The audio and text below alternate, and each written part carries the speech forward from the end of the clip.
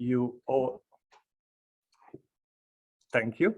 So I would welcome you all to this policy event on individual learning accounts and micro-credentials, which are very important policy initiatives, which All Digital is supporting. And we know that there have been recent developments in these initiatives. Therefore, in agreement with our colleagues at the European Commission, agreed to organize an informative event to give you an update on the status of micro-credentials and individual learning accounts. My name is Palvolgyi. I'm the CEO of All Digital, and I really want to thank the panelists joining us today. Klara, Engels, Perenyi, Yann-Maël, Bideau, William O'Keefe, Brikena, Xhomaqi, and Altheo, Valentini, who will be also introduced by my colleague Norman Röhner, Policy Officer of All Digital, a little bit later. Just briefly giving you an update on what All Digital is and what we are doing. We are a leading pan-European European association based in Brussels, currently representing 75 member organizations who are digital inclusion and digital education stakeholders from 75 different countries, who work, and we work with around 25,000 different sort of digital competence centers where people can receive digital education, training and advice to improve and enhance their digital skills. And we focus on all people who need to develop their digital skills, not anymore only those who lack of basic digital skills, because in our digitally transformed society, really everyone needs to have a sufficient level of digital skills to succeed. And we believe at the same time that everyone can and should benefit from digital transformation. Our focus areas include, therefore, basic digital skills, but we are also focusing more and more on advanced digital skills. And we are dealing with digital media literacy. We support improving the STEM skills for society and empowering the STEM educators. And we are also active in the field of digital cultural heritage. And since we are a membership-based organization, our main mission is to support our member organizations, as you can see the dots on the map, who are working with and equipping people with digital skills, but also the confidence, the mindset that allows them to understand how digital transformation can contribute to life and to a greener and more sustainable, more inclusive and cohesive growth of the society, as well as how the digital competencies can enhance their personal and professional development. We have our main policy document, which is called All Digital Manifesto for Enhancing Digital Competencies Across Europe. It was launched, the revised version was launched this time last year. And the new manifesto seeks really to contribute to the dialogue and the implementation and cooperation on the EU actions to deliver Europe's digital future. And in this manifesto, we already addressed the topics of today, the individual learning accounts and micro-credentials. And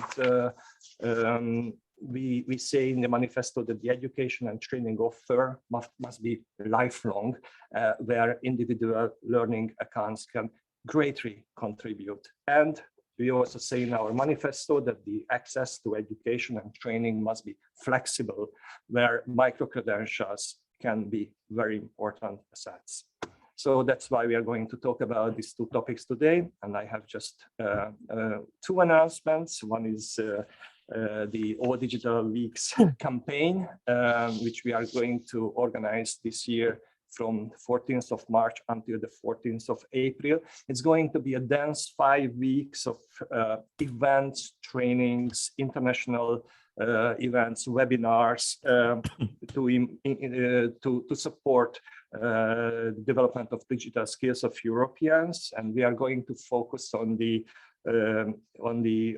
promotion of the European Year of Youth, and also specific actions of the Digital Education Action Plan.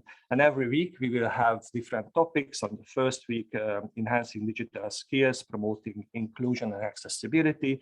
On the second week, digital literacy and tackling disinformation will be our main focus, and we will organize events around that topic. Then on the third week, we will talk about the updated version of the Digicom framework and the European Digital Skills Certificate Initiative. On the fourth week, we will focus on cyber security and safer internet. And the fifth week, in the middle of April, will be on STEM and STEAM education for the society.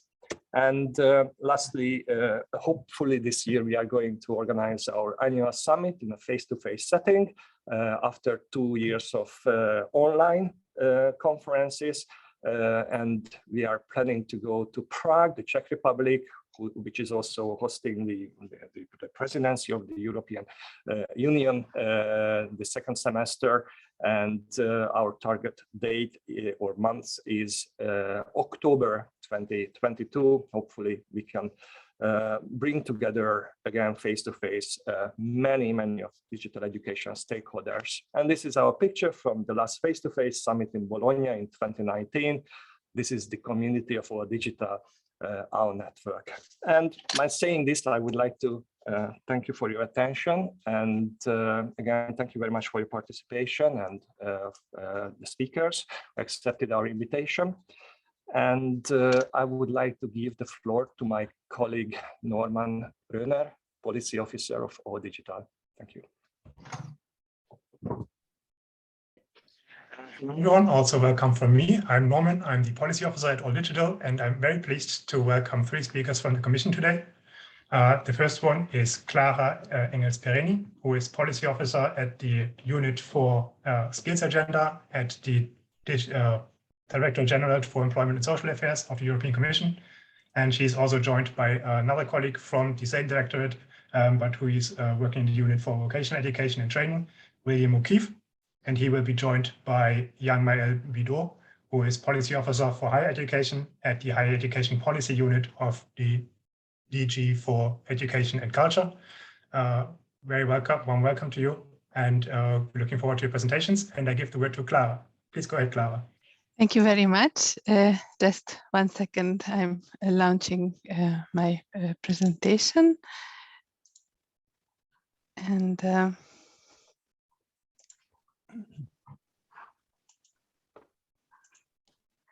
if everything goes well, you see the full slide now, right? Correct? Yes. Thank you very much for the invitation. I'm very glad to be here with you, and I also see some colleagues whom I haven't seen for a longer while, and I'm surprised to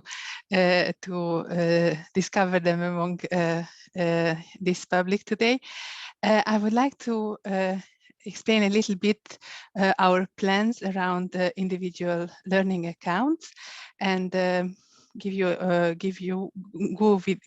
through the objectives of this initiative, and also what we propose to member states.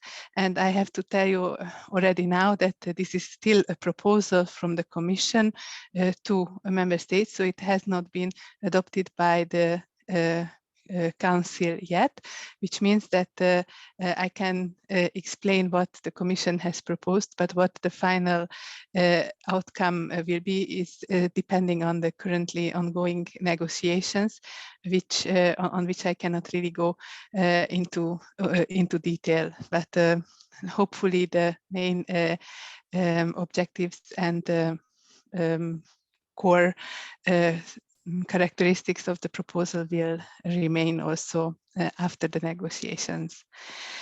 So the background of the initiative is the fact that we all need to train and to upgrade our skills during our working life. And this intention has been anchored by European leaders in the new ambitious targets, among others, the 60% target for participation of adults in training yearly, on a yearly basis, and this target should be reached by 2030. And currently we are very far still from this target, around 40%.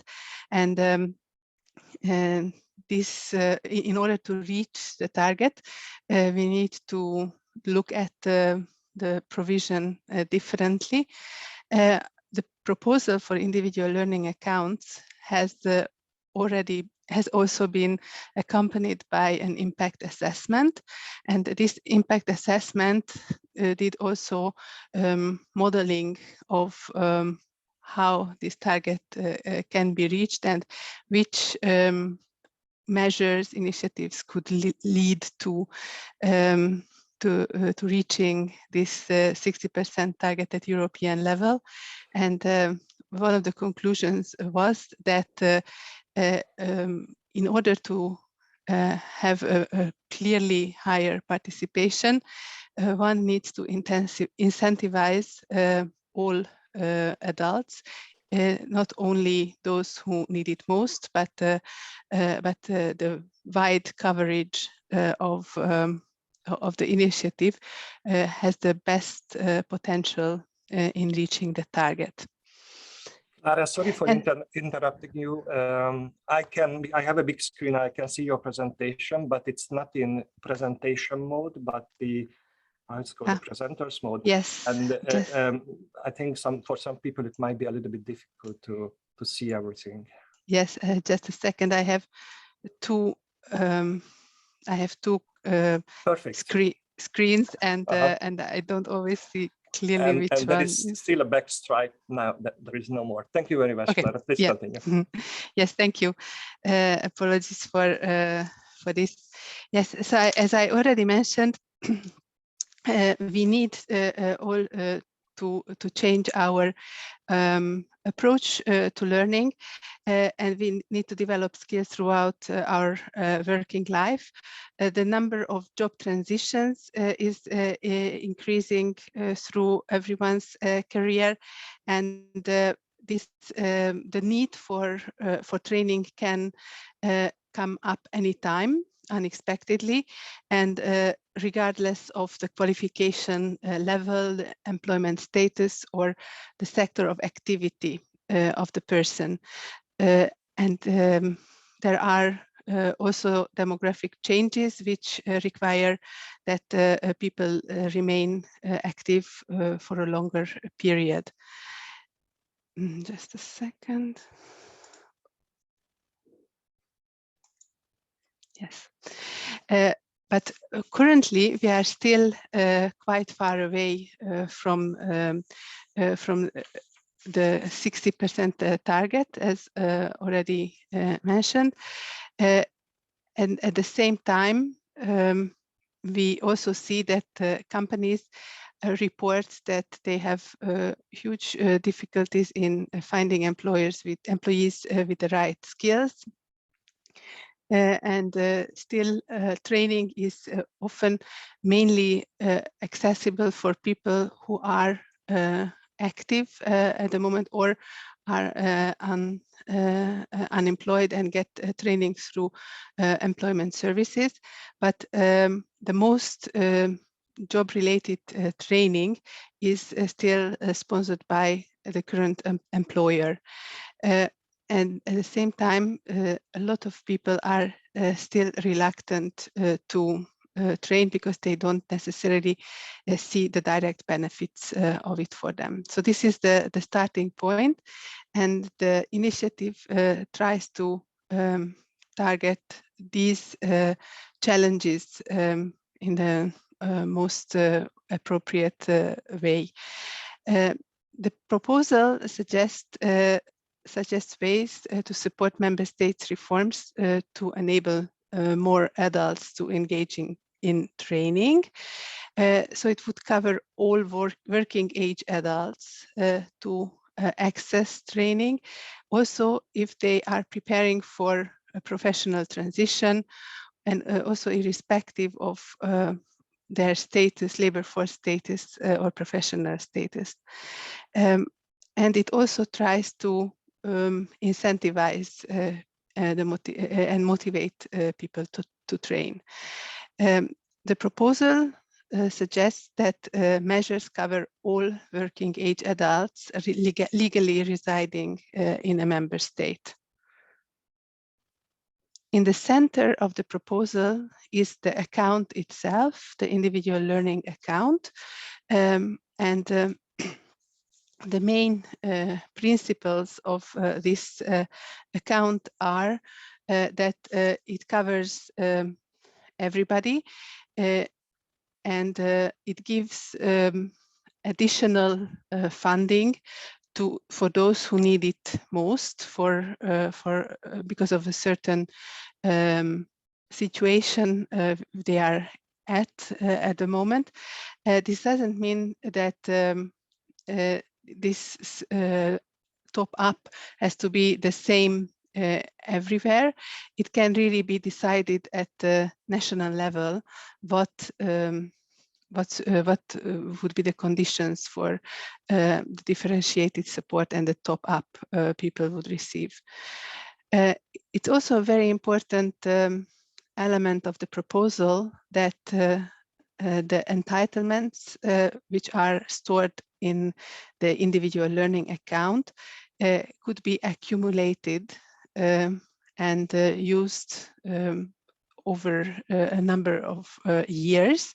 So not necessarily every year a certain amount of training, but in our proposal it should be possible to use, for example, a bigger amount after a certain period to follow a bigger training. But also rules for this, as which is valid for all details of the proposal, should be discussed and put in place at national level according to what is the best possible in the circumstances of the country. We also suggest that people can keep their entitlements temporarily when they are abroad, or use it from abroad, so still connected to the country where they received it. This is mainly because currently there are not so many examples for individual learning accounts, and the portability of entitlements between member states is not ensured. And also we suggest that that people can use training when they are preparing for a job transition, so that they not necessarily use it for their current job, and of course also in times of unemployment. And as I mentioned already, the question who needs extra support on top of the basic entitlement should be discussed at national level, and it could be also connected to a certain employment sector, employment status, or certain characteristics of the individual.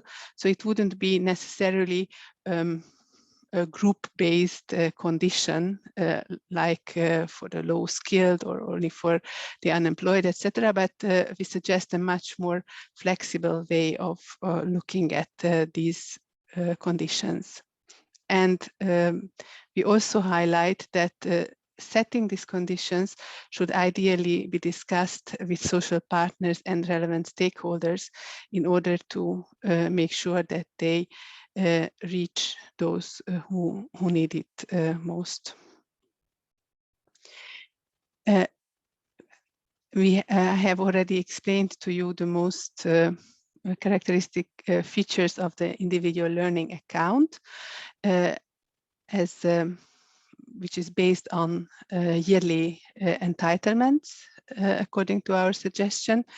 But we also know that the use of these entitlements will not be optimal if there are no certain enabling factors helping the individuals to make use of their entitlements. For example, it would be important that they find all the information related to their account and also the options for which they can use their entitlements in one single portal. And also there should be a registry of available courses which they can consult in this portal so that they exactly know for which courses their entitlement can be used. They would also need guidance and validation, and we suggest that information about guidance and validation options and also the accessibility of these services could be also found at the right place, and also especially as regards guidance, it should be also increased as compared to what is currently available for individuals. We also mentioned that the conditions for paid training leave should be discussed at national level because as we know, time is one of the main constraints for individuals for taking up training, and we suggest that there is a discussion at national level on this. We see that certain countries are already considering or planning measures in paid training leave. The implementation should be discussed at national level, and different countries start from different starting points. There are countries where voucher systems are already in place, for example, and these countries are probably less far from the implementation of individual learning accounts than countries where there are different measures available currently. So we know that implementation would be step by step, and we cannot expect that developments are there from one day to another. It is very clear that this is a bigger investment of a bigger discussion to implement this initiative. And we also know that outreach and awareness raising will be very, very important. And we also look at how we can support member states also in these activities. And what we see on the example of currently existing scheme in France, that excuse me, continuous monitoring and improvement are leading for a better uptake and a better use of individual learning accounts. So this should be also built in at national level. Cooperation with social partners and stakeholders is really one of the key elements of implementation and hopefully success of the initiative. And we encourage the national authorities also in the text of the proposal at different places to organize implementation in cooperation with their social partners and stakeholders. The EU, the EU provides also funding possibilities through the available EU fund, which can be used now more than ever before for skills development. So the Recovery and Resilience Facility, but also the European Social Fund Plus and the other EU funds. And we will also support implementation through mutual learning and through the development of guidance and other supporting materials.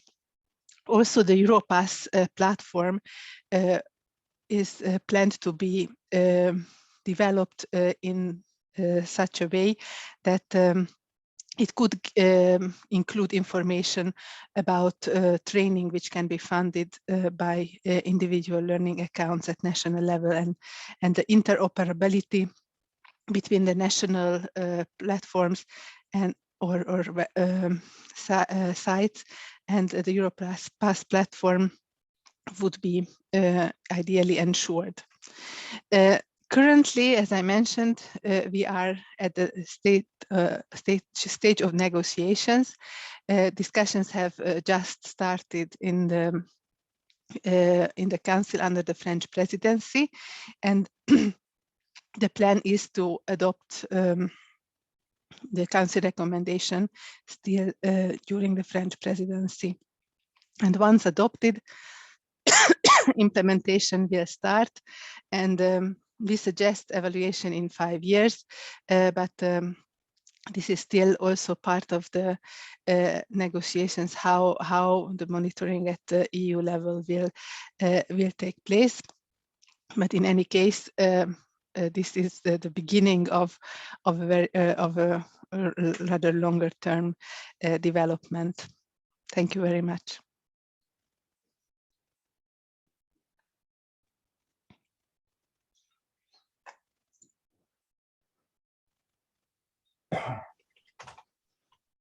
Thank you very much, Klara. Back to Norman.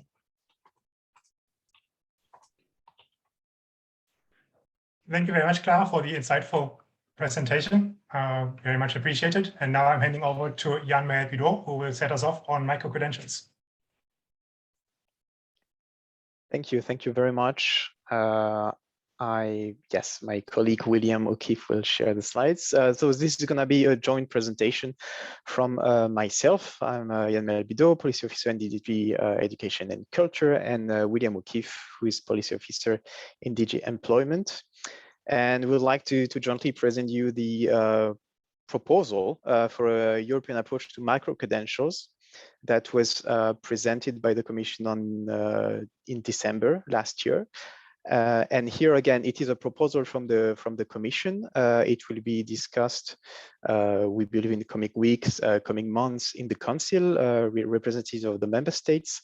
So it is not adopted yet. This is the Commission proposal. It was an initiative that was announced in the Communication on Achieving European Education Area by 2025, the Digital Education Action Plan, and the Skills Agenda.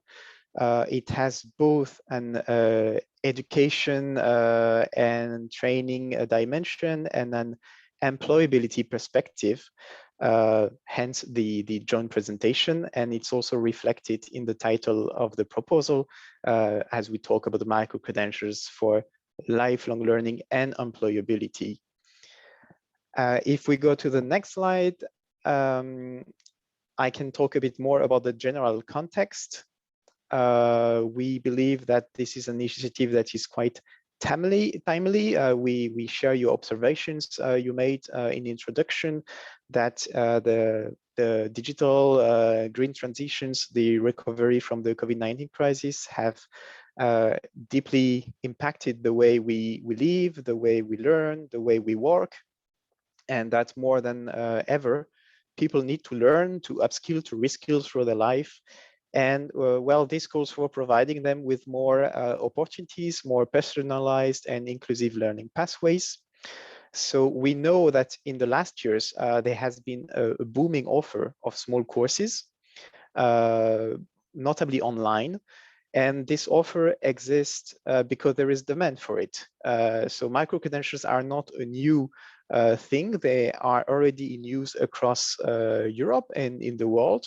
However, we see that there are obstacles and barriers to delivering on their full potential, on what they can actually achieve for people. What we see today is that the value of micro-credentials is not always clear for everyone, whether it is from the education sectors, for the employers, or even for the people who take them. And we believe this is notably due to a lack of standards for their quality and their transparency.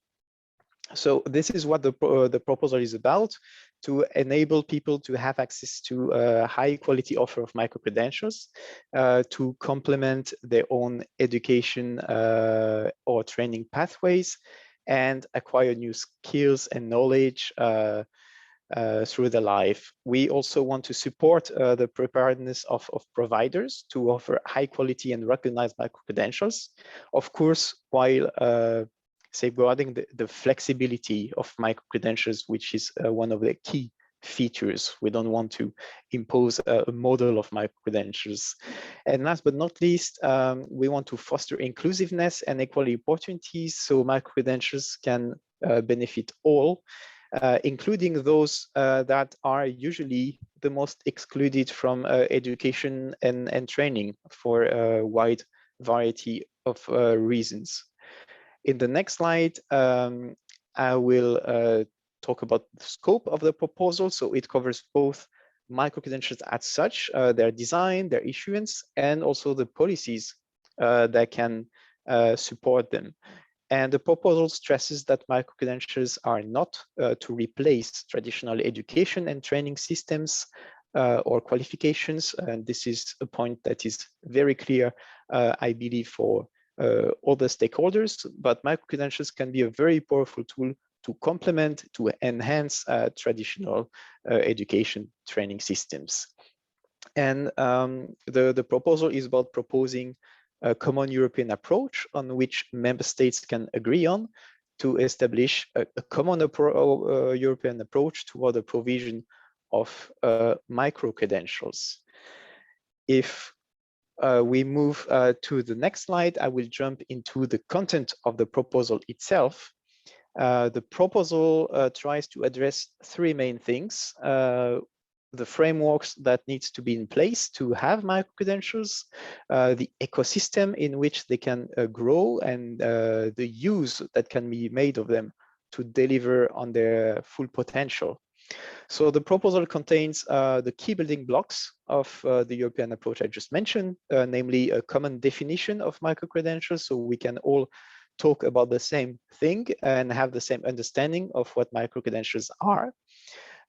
Standards element, European standards element to describe a micro-credential. So here we talk about basically a list of critical information a micro-credential should contain in order to ensure their quality, transparency, and portability. And we also have 10 guiding principles for the design and issuance of micro-credentials that can support providers and member states when designing and implementing micro-credentials.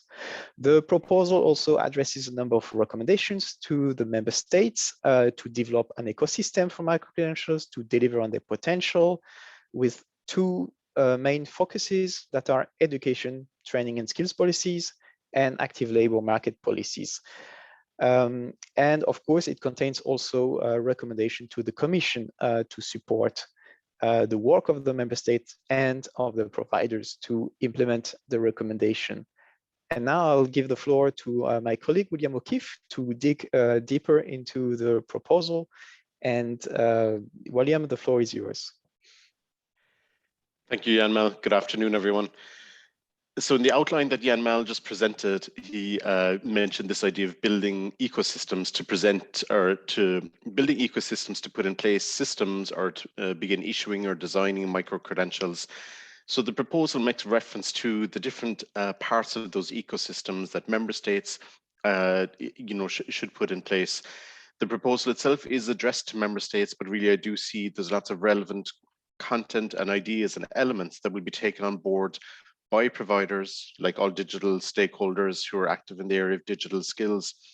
So you'll see here within this set of the elements that make up the ecosystems that they should include processes for enabling providers to issue micro-credentials, to address quality assurance, to publish catalogs of micro-credentials so that learners have access to clear and transparent information on micro-credentials that's published in a consistent way using the standard elements that Yann-Maël just mentioned. We make reference to skills intelligence. Information on skills intelligence should underpin the design and the development of micro-credentials to make sure they're relevant to skills needs and personal needs that have been identified. We also include reference to recognition of prior learning and validation. Micro-credentials brings up really interesting potential when it comes to recognition of prior learning and validation, that these credentials recognizing smaller learning experiences could be used for the purposes of giving recognition to different types of learning. The proposal also recognizes and emphasizes the importance of social dialogue, the involvement of social partners, as well as other actors in the development and the design of micro-credentials, if they really are to deliver on their potential to meet the needs of learners, workers, job seekers. And then finally, you'll see on this slide, we make reference also to national qualifications frameworks. So like Yann-Maël says, there's no suggestion that micro-credentials can or should replace qualifications frameworks, but of course, the qualifications frameworks can be used to design all types of learning and recognize all types of learning. And therefore, if a member state chooses to do so, where relevant, they can look at how they can use their qualifications frameworks to include information on micro-credentials. There's a broad set then of recommendations which seek to enable and deliver on the potential of micro-credentials. They're clustered broadly under the area of labour market and education, training and skills policies. Now, I won't go through all the elements you'll see here on screen, but it's each bullet represents a specific recommendation in the text itself.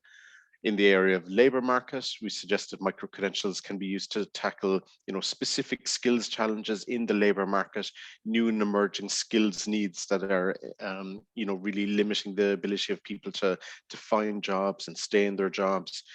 And micro-credentials can also be used in targeted ways to help particular vulnerable groups or target groups such as self-employed, youth, or people with special needs. And also micro-credentials could even be used to link to regulatory requirements like issuing licenses or permits. In the area of education and training then, micro-credentials can play a key role in the area of access and transitions between education and training. We make specific reference to how micro-credentials could be used to support the development of key skills like digital and green skills, as well as supporting the professional development of teachers and trainers, and tackle specific issues like gender and other types of discrimination and stereotypes that might be impact on people's lives. So this list that is included in the proposal aims to be, expansive and illustrative and really highlight the potential of micro-credentials for member states. But of course, this is a recommendation addressed to the member states, and it's for them to determine how they implement the eventual recommendation that will come after the upcoming negotiations. We also mentioned in the outline that the Commission will play a role in delivering on the eventual recommendation itself. Where necessary, we'll work with member states and stakeholders to see if we need to update or adapt existing EU tools like credit systems or qualifications frameworks. We'll look at using Europass to enable the implementation of micro-credentials, including publishing information on micro-credentials in the search courses section of Europass, allowing users to store information on their micro-credentials in their Europass e-portfolio. And then most importantly, using the European digital credentials to enable providers to issue micro-credentials in a secure digital format. And of course, the Commission will also actively continue its role in supporting cooperation between member states and stakeholders, because there really does need to be good, inclusive cooperation between all parties when it comes to developing and designing micro-credentials. And we also flag the need for research and data collection. Micro-credentials really only first appeared as a search term as recently as 2013, and we're still in these early stages, and we hope that this proposal will be a key part of giving people more certainty in establishing trust around micro-credentials. But we do need to gather data and do more research on the impact and the use of micro-credentials just to see if they are indeed delivering on their potential. So this will be a key building block. As a last point from Yann-Maël and I for this presentation, we just prepared this overview of some messages for all digital stakeholders when it comes to micro-credentials. We really want to emphasize how important the role of digital skills is in the context of the proposal. I would say that, in two ways, the digitalization of how we learn and work means many people have been accessing courses leading to micro-credentials online. So this is, a symptom of the huge impact of the digital transition on our lives. And then also people need digital skills more and more, as you very well know, in almost every job and different aspects of lives. So we really see that micro-credentials are and can continue to be a key tool in supporting the development of digital skills. We also want to emphasize that all types of providers are referenced in the proposal. We have a specific definition on providers which aims to be as open and inclusive as possible and capture the variety of providers that are active in this world of micro-credentials, both formal and non-formal, across the remit of education, training, and employment. Like Peter said at the beginning, flexibility was an important point. It's in the All Digital Manifesto, and it's an important principle that's in the proposal itself, that even though the Commission is looking to develop a proposal that we hope will be useful and implemented and deliver on the potential of micro-credentials, it's written in an open, universal way where we want it to be useful, but not lead to any type of bureaucracy or administrative burdens, so that ultimately we can ensure the flexibility of the micro-credentials and that they continue to respond and be relevant to learners' needs. And of course, lifelong learning is also mentioned in the All Digital Manifesto as one of the key elements of the manifesto. So just really to emphasize that last point from the beginning that Yann-Maël mentioned as well, that the proposal in its very title is about lifelong learning and employability. And we hope that we've captured this scope in the proposal. So I'll pause here and thank you to Peter and Norman for organizing the event and the invitation. So thank you. Thank you very much, William and Yann-Maël. That was a very good presentation. If any of our audience or anyone in our audience has any questions for the speakers, you can type them in chat and we'll ask them at the Q&A session at the end. But now we are handing over to Brikena Xhomaqi, who is the director of the Lifelong Learning Platform. Thank you for being here, Brikena, and over to you. Good afternoon to everyone. Thank you for having me, and well, thank you to All Digital for organizing the event. I remember actually it was just before the pandemic in February 2020 that All Digital hosted an important and was probably one of the first events on this topic that was organized by you, and I was part of that as well. So I'm happy to kind of reflect a bit on what happened since then. And share with you what we at the Lifelong Learning Platform found as interesting and good improvements, and things that probably are still to be improved in both proposals from the European Commission. Thank you to the Commission representatives as well for presenting very well the two initiatives. And I must say that we have to congratulate for the process and the involvement of stakeholders for both initiatives. We were happy as Lifelong Learning Platform and many members of the platforms that were actively actually included in the various consultations that were organized. And we were happy to see that the final outcome of it in December, when it was announced, had a lot of our inputs. So at the end, we managed to somehow bring our issues on the table of these two proposals. Nevertheless, there are still aspects and points on which we are still questioning. the two proposals, and I would like to highlight those and maybe later on with the participants as well and the representatives of the Commission, we can have a more lively discussion, let's say. So if I start with individual learning accounts, first of all, of course, we were more than happy to see such an initiative brought to the attention at the EU agenda on education and training. So we were happy to see that there is a step towards and forwards in lifelong learning. We saw it also as a step, but not yet a movement towards the lifelong learning entitlements and the extension of the right to education throughout life. And obviously we were happy to contribute to it. And we saw that indeed what was taken on board from the Commission in the proposal was this ownership of the individual. So really focusing on the individual needs. I think this is very important when we speak of education and training needs, that this is tailored to the individual and the individual has the ownership on it. So this is one of the points that obviously we welcomed. And another aspect, of course, is that we are talking about learners that are very diverse, being culturally, socioeconomic backgrounds, age, and many different aspects that can characterize a learner. And so they have different also needs in terms of learning and teaching formats and environments access. So tailoring this offer to their needs is also a very important aspect that we believe was to some extent taken into consideration and should remain at the priority of both recommendations.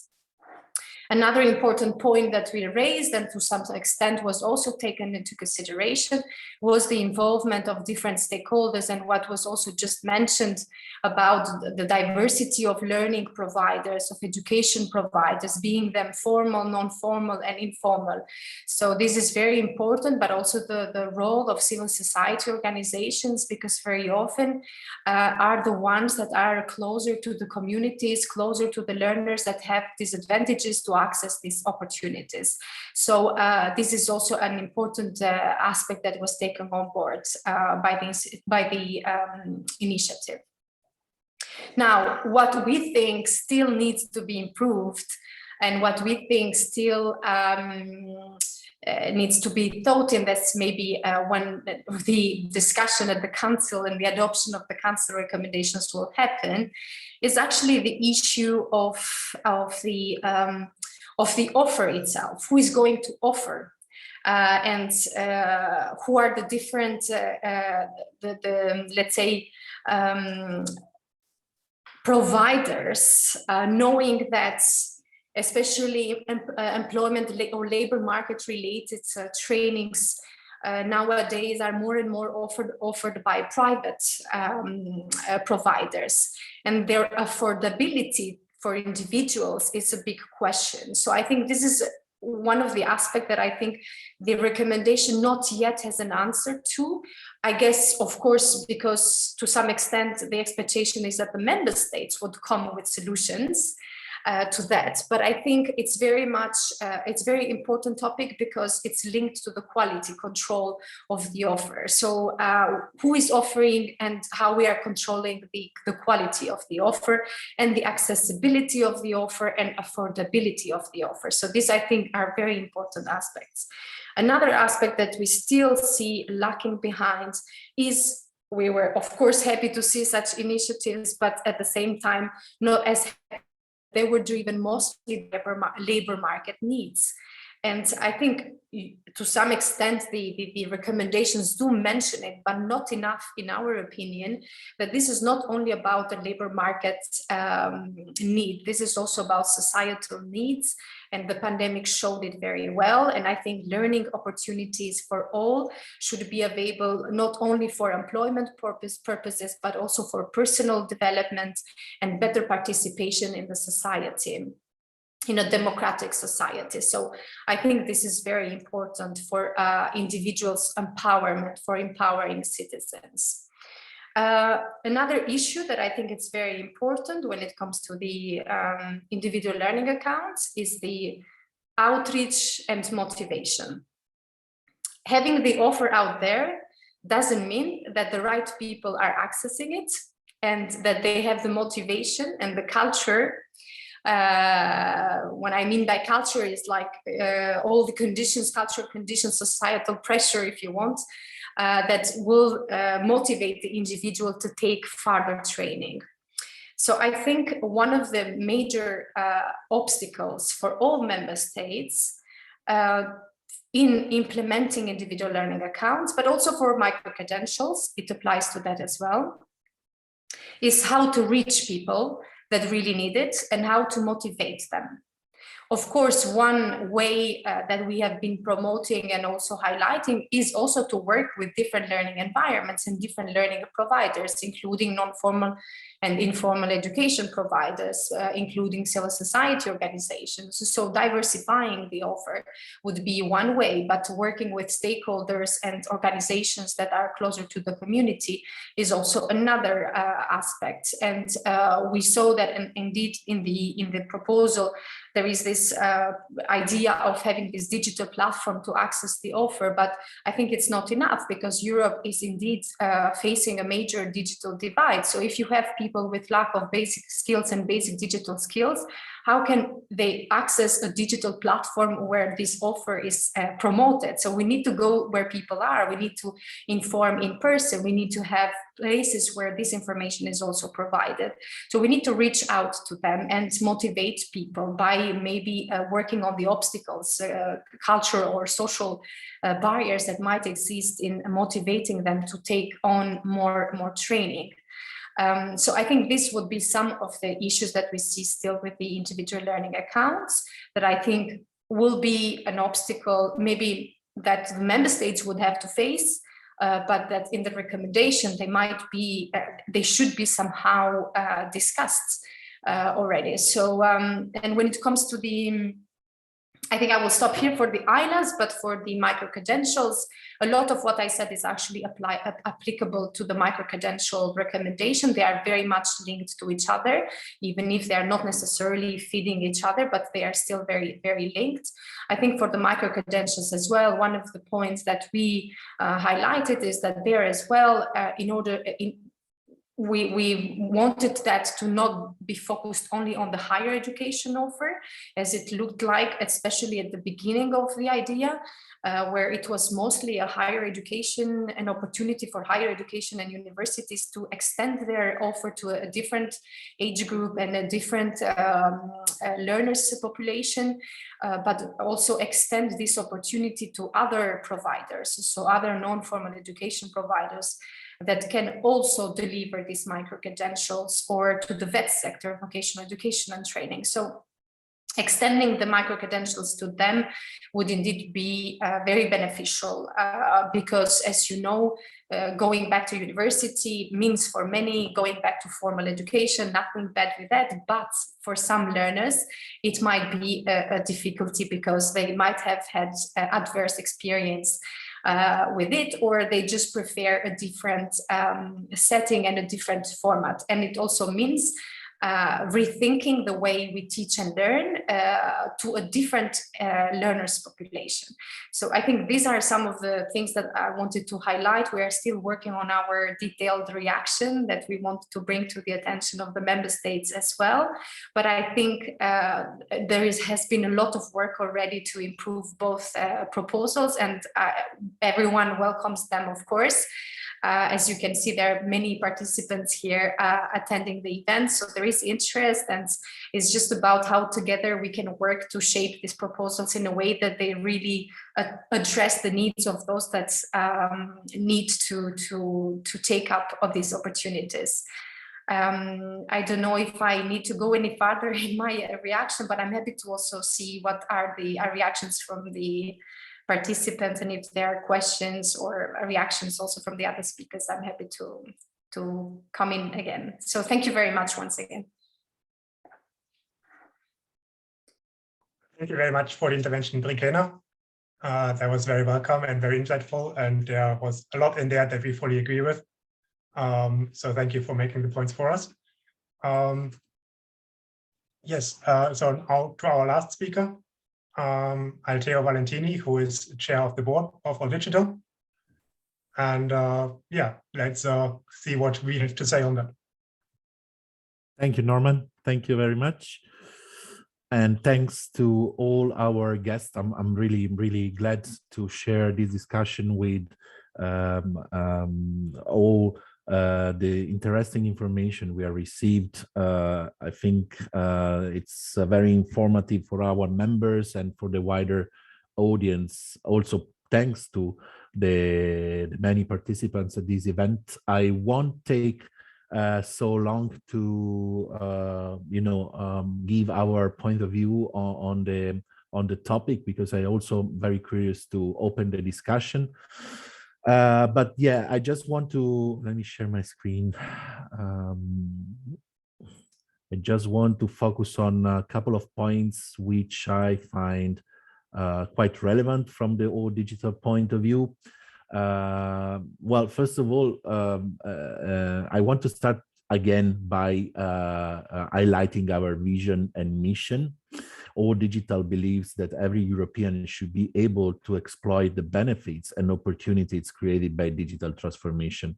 Well, we can do this if we have in mind and we work in order to increase the quality of two main aspects: the offer that has been mentioned by many of the speakers, and of course the recognition of digital skills. What we want to do with All Digital, and we have always done it also with Telecenter Europe in the past, is to make sure that both the offer and the recognition of digital skills are provided and offered in a accessible, flexible, and inclusive way.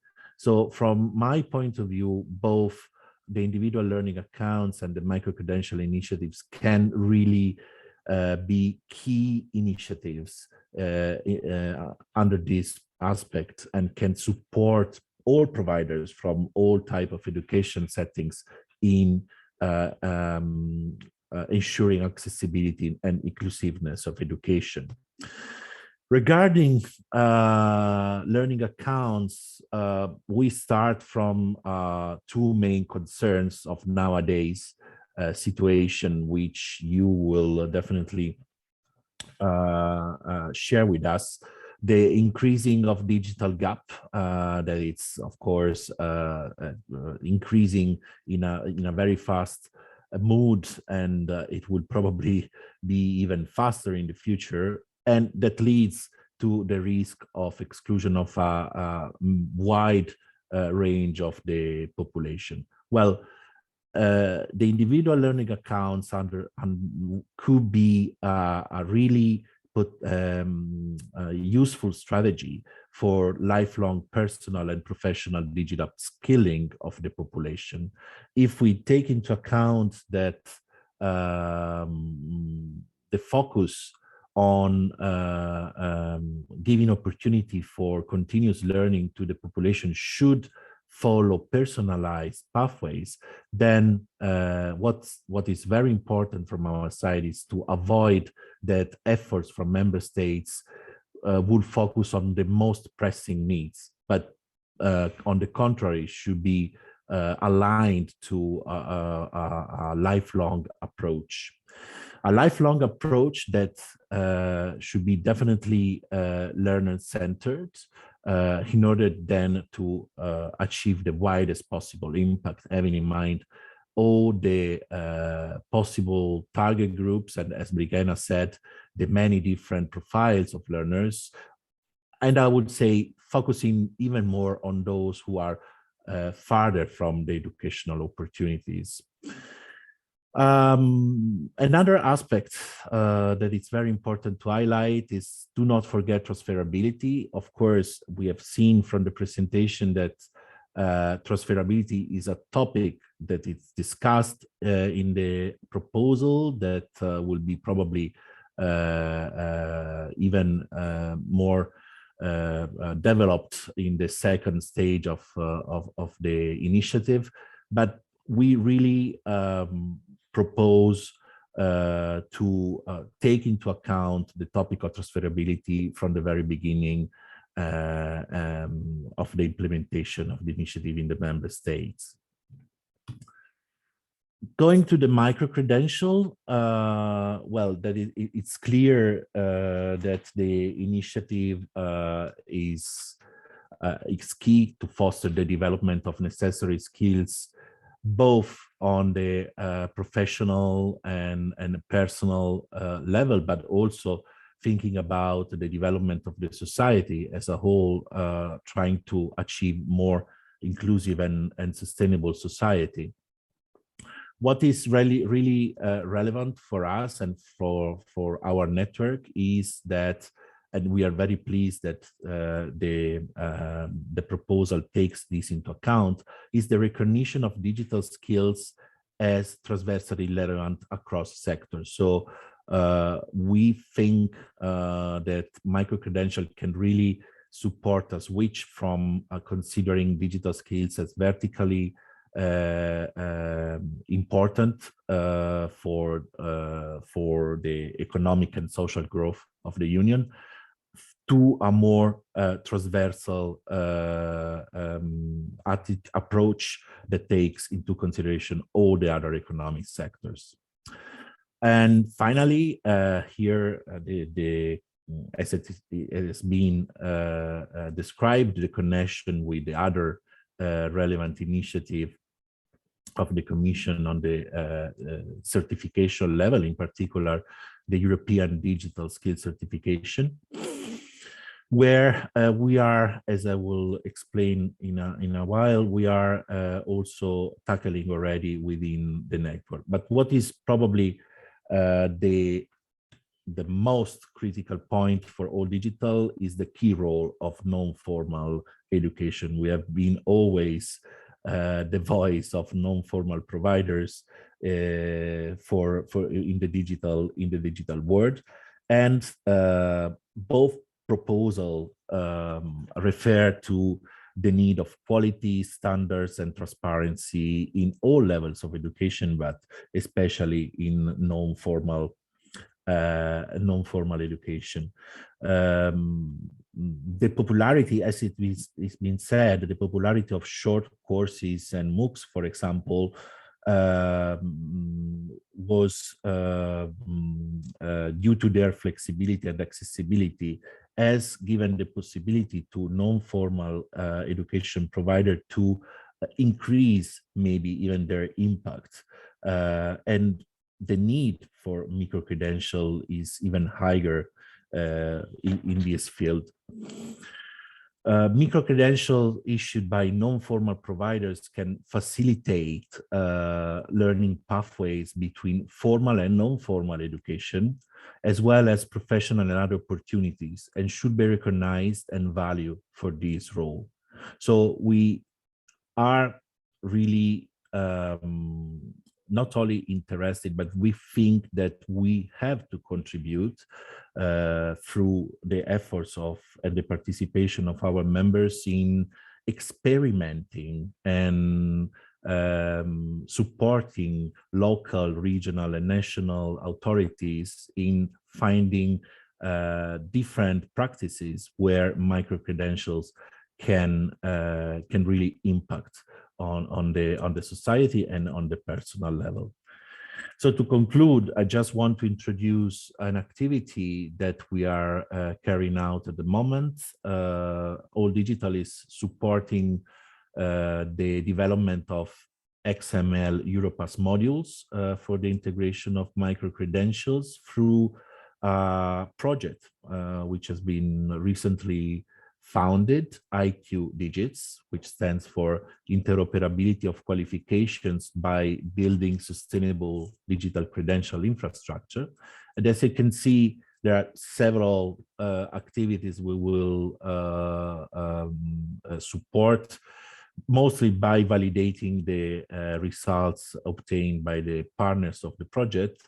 But what is probably most interesting to be mentioned here is the fact that the project will come out with a proposal of infrastructure for digital certification compatible with Europass model and digital credentials, starting from the APIs provided by Europass.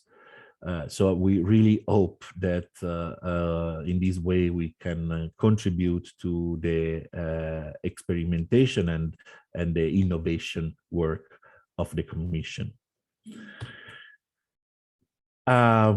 Thank you very much. And once again, thanks to all the speakers and all the participants in this webinar. Thank you very much, Altheo, for your intervention. And thank you to all the speakers. Before we turn to questions from the audience, I would like to give the opportunity for our speakers to ask questions of themselves, to come back to what they heard from later speakers, if they have any reaction or any correction that they would like to make. The floor is yours if you want to raise your voice. Otherwise, we go straight to the questions from the audience.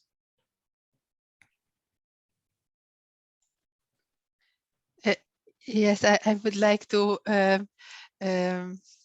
Is it now the time to reflect on Brikena's and Altheo's questions?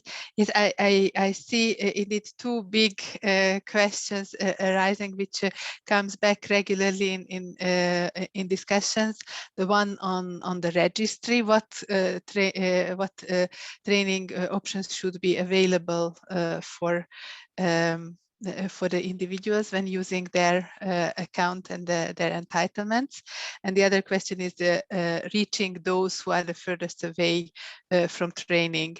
And concerning the registry, and here I think we have already, the European Commission has already supported and is supporting countries to put together available learning opportunities in their countries, which is then also linked to Europass to make these learning opportunities available.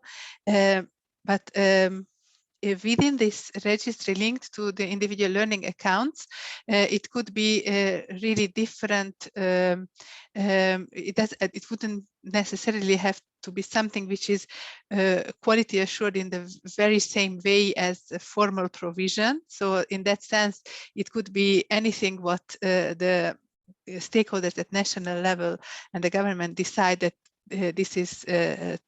this can be trusted. For example, a provision from other countries or certain MOOC providers, etc., under certain conditions. So there would be openness in this sense, as long as the quality requirements are transparently set at national level, and this is what is included in the proposal. But we also know that this is a topic which could benefit from further discussion. So we have already been thinking how to offer, for example, peer learning opportunities, other ways of exchange on this topic, and yeah, we will see how whether there will be any additions coming from the member states during the negotiation phase. But this is in any case one of the topics we are also reflecting on. With what other means could we support member states in implementation in this, and I think this links also very much with micro-credentials, because the quality assurance of non-formal providers is also a major issue there. And the micro-credential proposal specifies that this is a further area of joint work. So this is really high on our agenda, and hopefully during the coming years there will be developments in this regard. And the other question, the outreach and reaching those who are the furthest away from training, we are already working on this topic.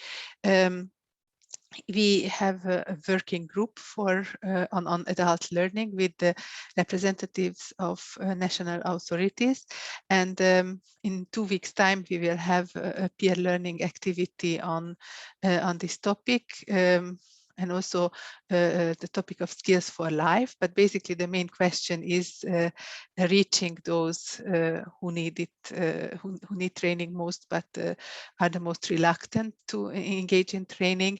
And we expect that this topic will be something we will continuously follow up with this working group, and perhaps also with other means in the Commission. For example, the Erasmus Plus program also provides under the adult learning stream opportunities to work on, for example, community learning is one of the priorities for this year, but the Erasmus Plus program is also there to allow exchange between countries on this topic, and also the structural funds can be used for rolling out activities in a bigger scale. And we have also other possibilities at the Commission. For example, the technical support instrument, which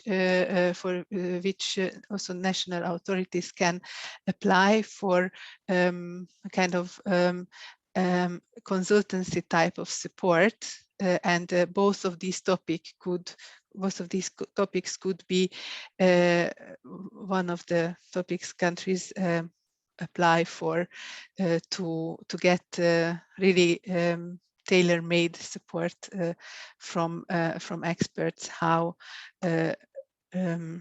registries could be developed, or how outreach could be further developed. And then again, the structural funds are there to support the rollout on a bigger scale. Thank you.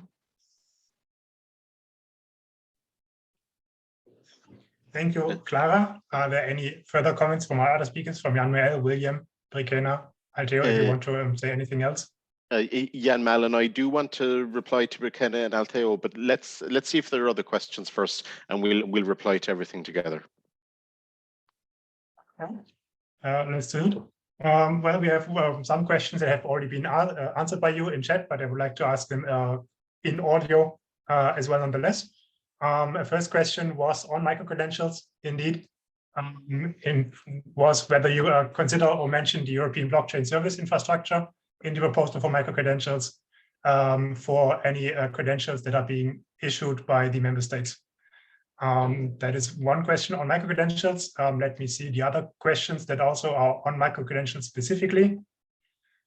No, I don't think there are. The others are more of a general nature for both proposals or individual learning accounts specifically, so I will come to them later. So I will give you the word now, Yann-Maël and William, to get back to us on these. So briefly, the European digital credentials for lifelong learning, which is part of Europass, is an up and running service offered by the Commission as part of Europass, which enables providers to issue authentic digital credentials. So this framework, this infrastructure is in place already, and can be used by providers who want to issue micro credentials. So as part of the implementation of the eventual recommendation, the Commission will make sure that the infrastructure is equipped to deal fully with micro credentials. Then with the European blockchain infrastructure, that's about putting all elements of issuing diplomas on the blockchain, and there's a pilot case linked to issuing diplomas. So just to let you know, there's ongoing cooperation between Europass, which is up and running, and the pilots which are running through the blockchain infrastructure. So the two projects are cooperating and using kind of some of the same elements and building blocks. So the blockchain infrastructure itself isn't mentioned specifically in our proposal, but it is there through the cooperation with Europass.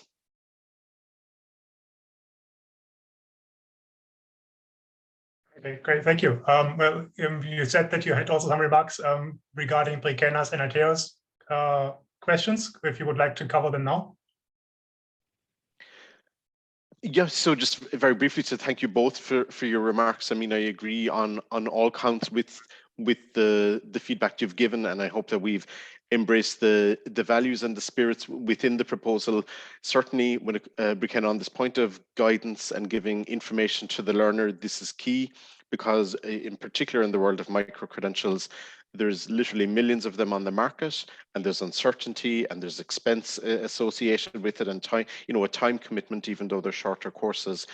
So, as you know, and we have a dedicated article on the importance of incorporation guidance in, whether it's in employment, in university, in career services, that you're publishing clear and transparent information and considering guidance needs when you're coming to, explore the world or begin designing and issuing micro-credentials. So it is in there as a very important part, and we hope that information on micro-credentials can be incorporated into existing guidance systems. So it's in there, as a recommendation to the member states.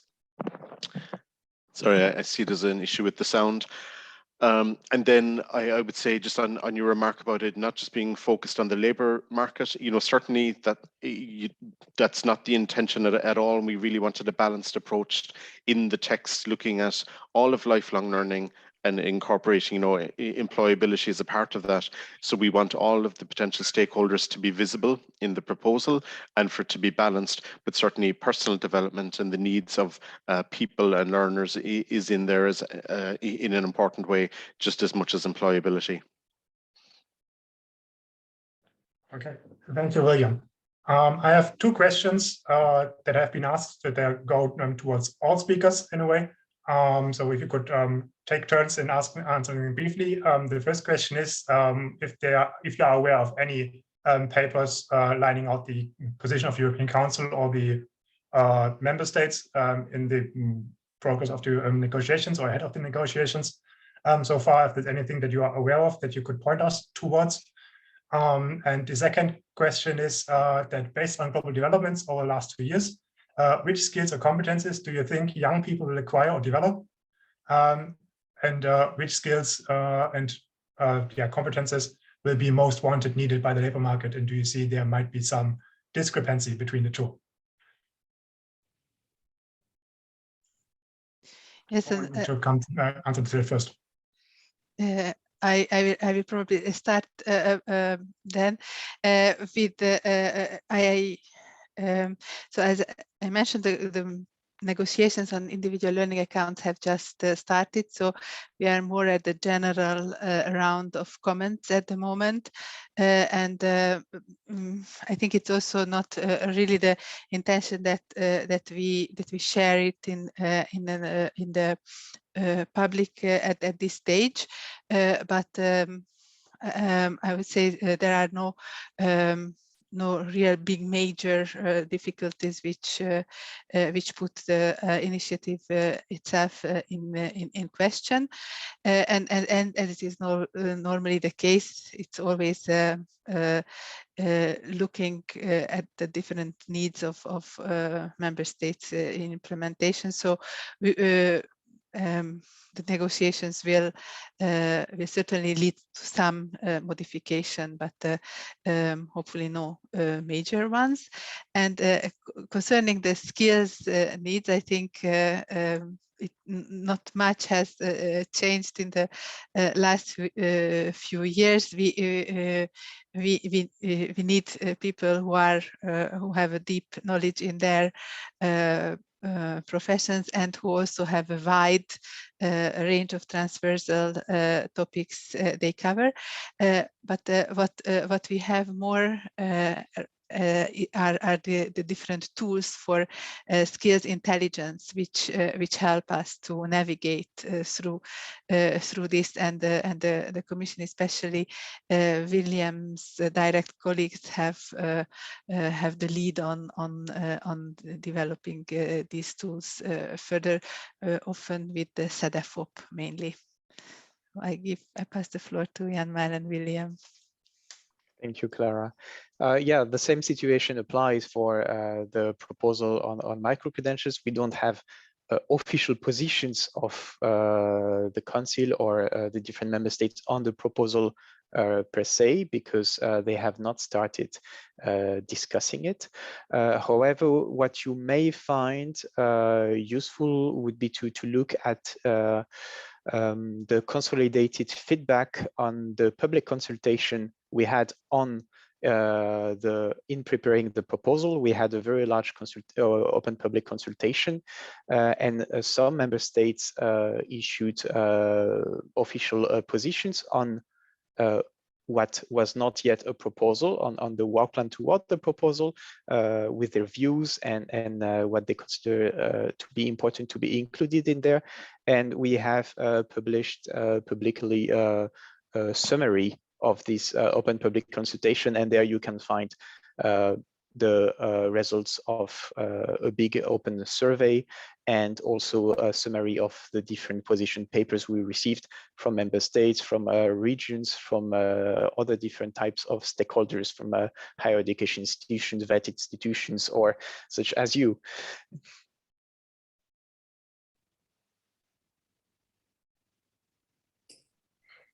Maybe if I can add to the member states or council, well, what Yann just mentioned, indeed, I was going to mention that as well. But during the Croatian presidency, which was 2020 already, when this whole proposal started also to be discussed, I think there was an opinion request from the Croatian presidency on the issue of funding of these initiatives that was done by the Economic Social Committee.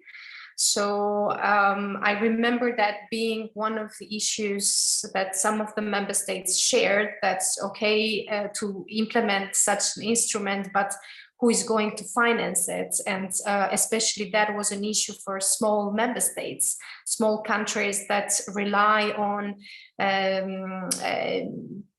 small, medium enterprises. And I know that probably, I mean, I think that probably this will be the blocking point for most member states, is how to implement it from a financial point of view, this mechanism. So yeah, that's all I wanted to share on that. And on the skills for young people, again, like Klara said as well, fully agree that indeed nowadays the transversal skills and skills that allow individuals to adapt to new to new jobs and new contexts and developments, being them digital greening, will be key. And then the technical skills are something that will need to be seen more on the job itself. And it's also up to the enterprises, companies, organizations, and employment and labor market in general to provide more in-depth trainings for more technical hard skills,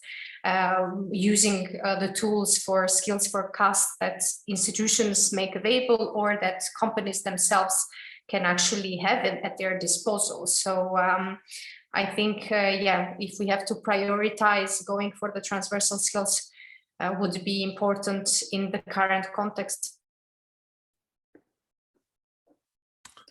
If I can build on this, especially on the topic of skills, I would like to highlight how both individual learning accounts and micro-credentials can be really beneficial to increase the level of self-awareness of individuals in understanding how to build their capacity in all sectors, but also especially in the digital world. So it's not, for me, the challenge, it's not really to forecast the skills that the market will need in 20 years, because when we will have done it, probably we have to start again forecasting new skills. But to build the capacity of people to understand how to react to the job market, it's key, it's crucial. And such tools, such opportunities like micro-credentials, where you don't have to wait to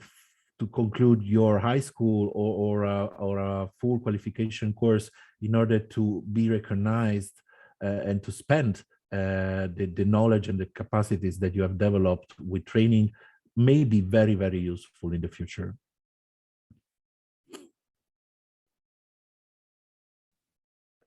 Once again, thank you very much to our speakers. There was one more question in chat, which Klara had already answered as well in written form, which I'm just going to repeat now. Here, the question was in how far the individual learning accounts cover all different forms of how learning is executed, ranging from in-job training to community or peer-based training and online digital platforms. And the answer that Klara provided here and has repeated as well quite often is that that very much depends on the implementation on a member state level, which is subject to the negotiations going forward as well, and how far that will, the framework for that will be shaped out. And then, of course, the implementation comes after that. I don't see any other question yet. And we are also nearing the end of the session. So I would hand over to Peter for closing the event. Thank you very much again to everyone, and hope to see you again soon. Well, thank you very much. My closing remarks are just our appreciation for the participants and showing the interest and following this seminar on these two important topics. And of course, again, our speakers who accepted our invitation and informed us about these initiatives. Thank you again very much. Just housekeeping remarks. As the event was recorded, we will share the recording with all registered participants, plus make it available through the all digital website. And we kindly ask the presenters if they agree to share their presentations with us. So we will share again with the participants and also make them available on the all digital website. And I think my colleague Victoria would like to have a last request from you. So whoever would like to take a group picture, it would be nice to take one last screenshot of this event. Thank you very much. So if you wish to be in the picture, turn on your camera. It's good to see you.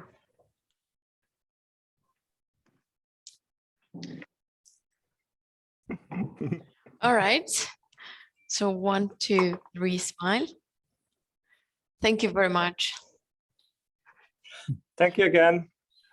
Have a nice rest of the day and goodbye. Goodbye, everyone. Thank you, Thanks. Bye. Bye. Thanks all. Bye-bye. Bye-bye. Bye-bye. Thank you. Bye-bye. Bye-bye.